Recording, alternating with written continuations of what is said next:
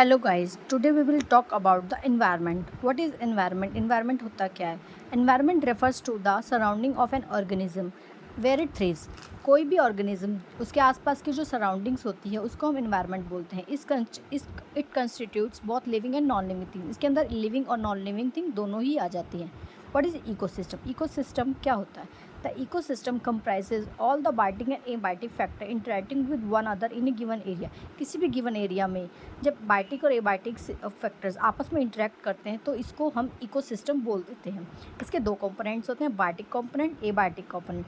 Biotic components include all living organisms and abiotic components include sunlight, temperature, air, wind, rainfall, sun, soil, minerals, etc.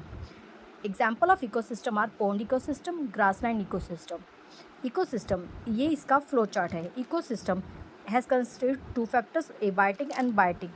Biotic factor further split into the three parts: producer, consumers and decomposers. And consumers further part into the three parts: primary, secondary and tertiary.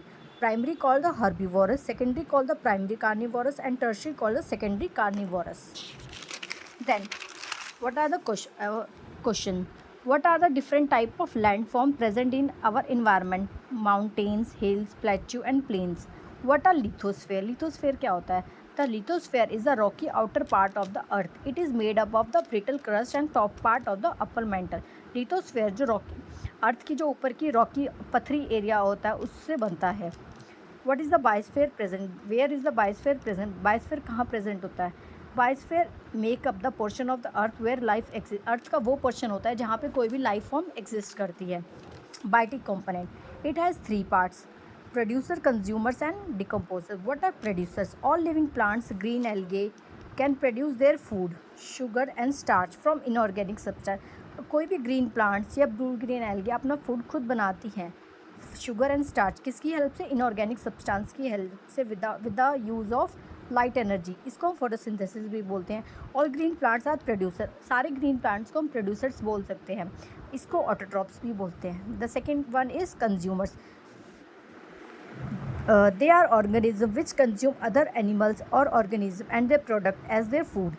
जो organism बाकी organism को अपना food बनाते हैं और उनके products को, उनको हम कंज्यूमर्स बोलते हैं. All animals belong to this category. सारे एनिमल्स को हम कंज्यूमर कह सकते हैं. For their food, they depend for their food directly or indirectly. Example: human beings, goat, deer, fish, lion, cow, buffalo are common examples.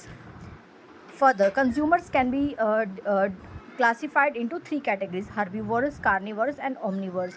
What are herbivorous? The animals or organisms which get their food by eating products or producers or plants. वो organism होते हैं जो कि सिर्फ plants और plant के products खाते हैं. Example: deer, rabbit, rat, cat, squirrel. Carnivorous, the organism which consumes other animals.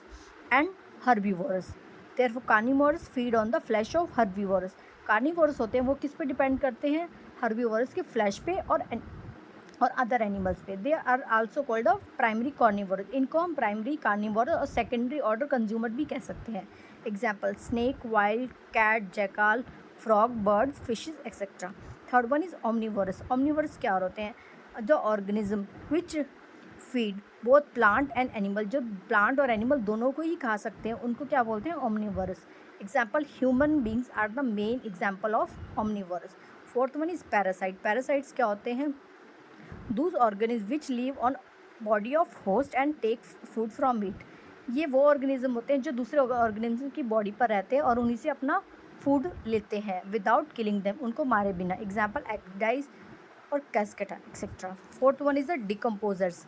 ये बायोटिक कंपोनेंट का थर्ड कंपोनेंट है. Decomposer, they are those micro organism